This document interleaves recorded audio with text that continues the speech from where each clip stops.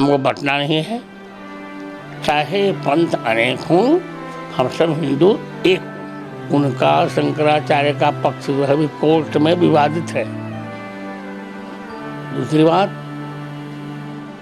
वे भारतीय संविधान का एक अक्षर नहीं जानते।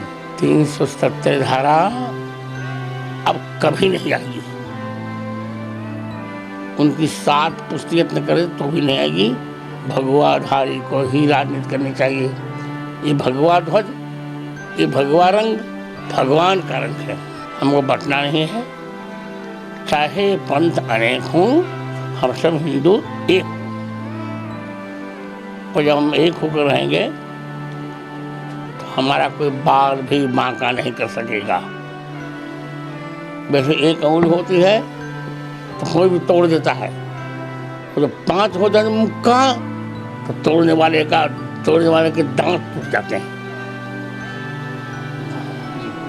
मेरा एक सवाल था कि जम्मू कश्मीर में धारा 370 से जुड़े जो सवाल है, उसमें हाल ही में जो एक शंकराचार्य जी है अभिनंदन जी, उनका एक बयान आया है। उन्होंने गौ माता का हवाला देते हुए कहा है कि धारा 370 वहाँ पर वापस लागू होना चाहिए। उसके पीछे हवाला भी दिया गौ माता की रक्षा का, तो इसके पहले जो कानून था उसको लेकर उसको क्या प्रतिक्रिया? शंकराचार्य जी का जो बयान था 370, पहली बात, वे शंकराचार्य ही नहीं है तो उनका बयान कैसा? उनका शंकराचार्य का पक्ष जो है कोर्ट में विवादित है। दूसरी बात, वे भारतीय संविधान का एक अक्षर नहीं जानते। 370 धारा अब कभी नहीं आएगी। उनकी 7 पुष्टि यत्न करे तो भी नहीं आएगी। तो 370 धारा से नुकसान, देश का नुकसान बहुत है। 370 धारा से एक ही देश में 2 संविधान चलेंगे, 2 झंडे चलेंगे। 370 रहने से हम वहाँ जमीन नहीं खरीद सकते।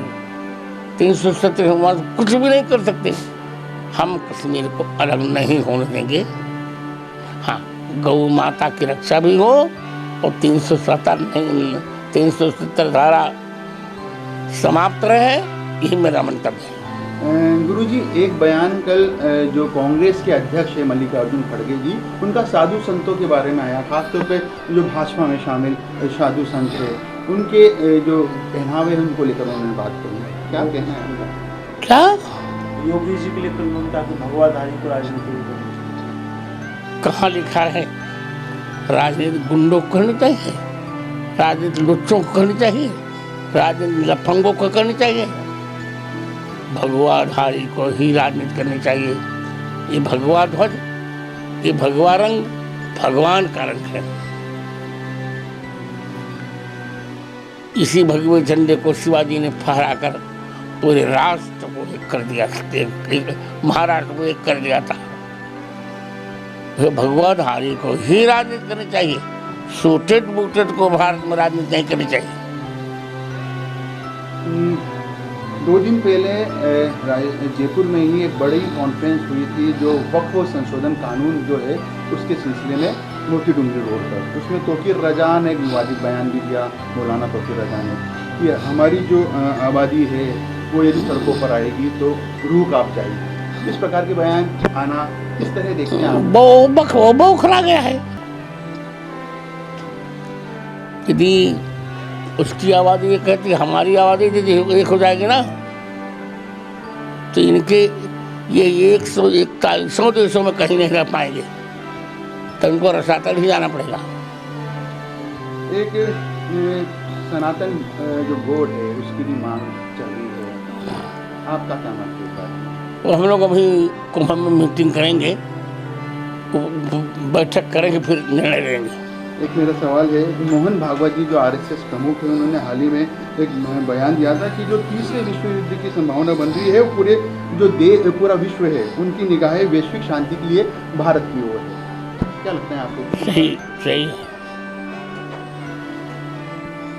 आपने जो महाकुंभ होने वाला है उसके लिए भी कहा है पाकिस्तान को लेकर, महाकुंभ में किस प्रकार की यहाँ की तैयारी? महाकुंभ में हनुमान जी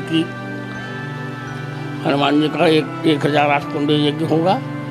1.25 करोड़ आहुतियाँ हनुमान जी के चरणों में अर्पित की जाएंगी और हमें विश्वास है कि हनुमान जी की कृपा रहेगी तब पाकिस्तान द्वारा हाथी गया हुआ कश्मीर का भाग हमको मिल जाएगा।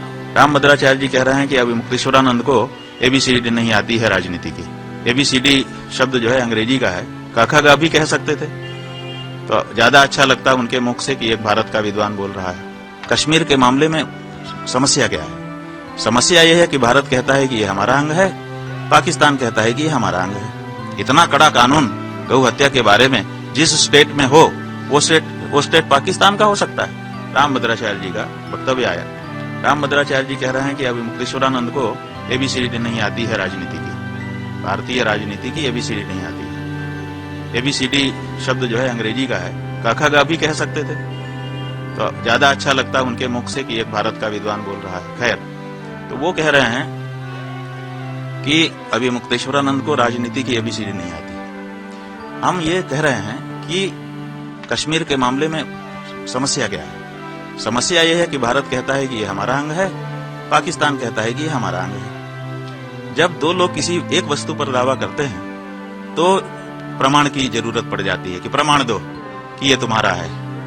तो अब भारत को भी प्रमाण देना है, पाकिस्तान को भी प्रमाण देना है। तो भारत क्या प्रमाण देगा? अभी तक तो हमारे पास बड़ा प्रमाण था कि देखिए ये हिंदुस्तान का हिस्सा है इसलिए यहाँ हिंदू कानून लागू है। रणवीर दंड संहिता जो राजा रणवीर जी के समय लागू की गई थी। रणवीर दंड संहिता विक्रम संवत 1979 विक्रम संवत में वो कानून बना है।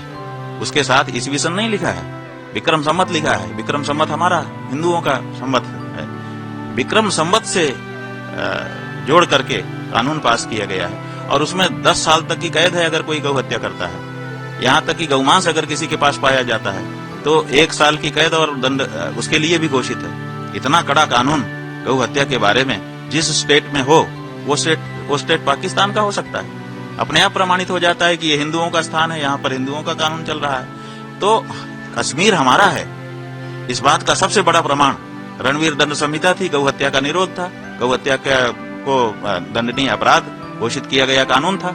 उस कानून को धारा 370 हटाने के बहाने हटा दिया गया। अब जब वहां पे गौ हत्या होने लग गई तो गौ हत्या हिंदुस्तान में होगी तो अपने आप पाकिस्तान का दावा बड़ा हो गया कि साहब यहाँ तो गौ हत्या जायज है और हमारा स्थान है। तो रणवीर दंड संहिता इस बात का प्रतीक है।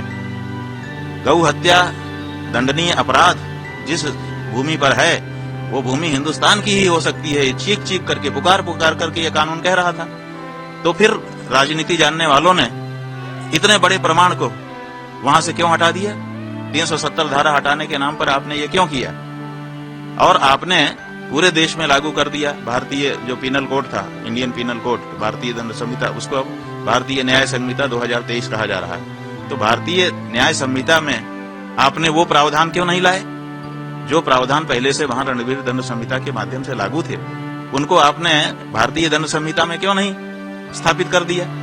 किस व्यक्ति ने मांग की थी कि इन दोनों कानूनों को हटा दिया जाए? किसी ने मांग तो नहीं की थी।